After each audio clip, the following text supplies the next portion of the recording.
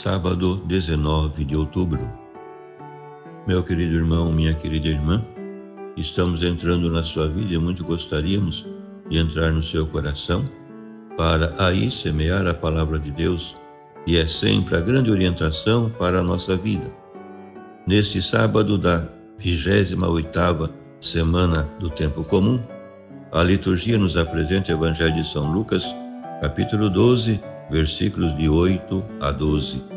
Naquele tempo, disse Jesus aos seus discípulos: todo aquele que der testemunho de mim diante dos homens, o Filho do Homem também dará testemunho dele diante dos anjos de Deus. Mas aquele que me renegar diante dos homens, será negado diante dos anjos de Deus. Todo aquele que disser alguma coisa contra o Filho do Homem, será perdoado. Mas quem blasfemar contra o Espírito Santo, não será perdoado. Quando vos conduzirem diante das sinagogas, magistrados e autoridades, não fiqueis preocupados como ou com que vos defendereis, ou com o que direis, pois nessa hora o Espírito Santo vos ensinará o que deveis dizer. Meu querido irmão, minha querida irmã, Jesus começa dizendo: todo aquele que se declarar por mim diante dos homens, o Filho do Homem também se declarará por ele diante dos anjos de Deus. Aquele, porém, que me houver renegado diante dos homens, será renegado diante dos anjos de Deus. O julgamento de Deus vai se realizando já na lealdade ou deslealdade a Cristo na nossa vida diária. Estabelece-se assim uma relação de causa e efeito entre fidelidade testemunhal do cristão e defesa desse por Cristo como testemunha a seu favor diante do Pai. Jesus foi e continua a ser sinal de contradição, bandeira discutida que enobrece o que há no coração dos homens. Por isso ele afirmou: o que não está comigo está contra mim. Igualmente, da postura que o discípulo de Jesus tome diante dos homens a respeito da fé no seu Senhor, depende o seu destino pessoal definitivo. Aquele que o confessa sem medo é o que persevera até o fim e se salva. Mas o que se acovarda e renega a Jesus, ele mesmo se autodestrói. Querendo salvar a sua vida, acabará por perdê-la. Tomar partido por Cristo significa também, e necessariamente, mostrar-se eficazmente solidário com o próximo, em especial com o mais desfavorecido. Tudo isso nos adverte de que a fé é para a vida e não algo meramente intimista e privado. Uma fé sem obras, nem testemunho, uma fé que não atua pela caridade, não nos salva. A nossa conduta deve corresponder às nossas crenças, sob pena de incorrer na hipocrisia farisaica, na omissão dos que dizem e não fazem. Então, como poderíamos ser luz do mundo e sal da terra?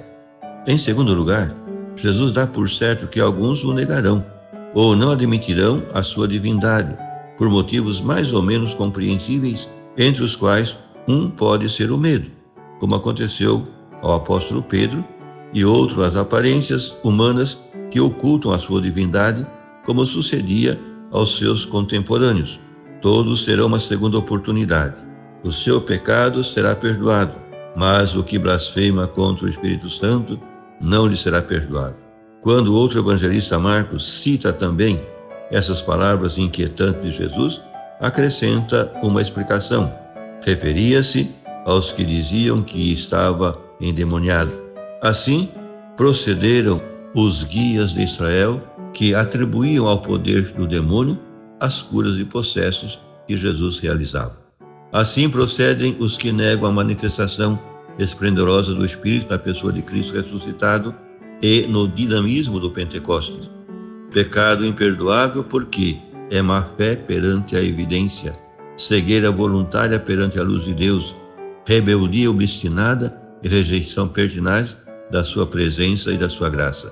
Pecado que fecha toda a saída e exclui do perdão e da vida. Finalmente, diz Jesus, a força do Espírito que atuou nele continuará a atuar nos seus discípulos.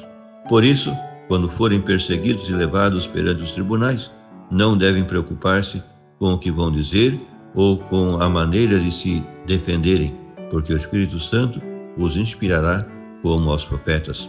Reflete-se aqui o entusiasmo das comunidades apostólicas e do evangelista Lucas, em particular, sobre a assistência do Espírito Santo nos processos de que foram objeto os primeiros cristãos. Disso temos certeza pelo livro dos Atos dos Apóstolos, em que se destacam os admiráveis discursos dos apóstolos Pedro e Paulo. Por fim, rezemos. Nós te damos graças, Pai, pelo dom do Espírito, que é a presença perene de Jesus entre nós. Graças também porque reviste o processo de Cristo. Assim, o Espírito Santo testemunha Jesus como teu Filho e vencedor do pecado, do mal e da morte. Cristo ressuscitado fundamenta a nossa fé e esperança, e o Espírito nos recorda as suas palavras de vida, assistindo-nos no duro momento da prova. Obrigado porque nunca nos deixas sós na nossa solidão. Senhor, cremos em Ti e com a alegria do Espírito queremos ser testemunhas fiéis de Cristo e do seu Evangelho, hoje e sempre. Amém.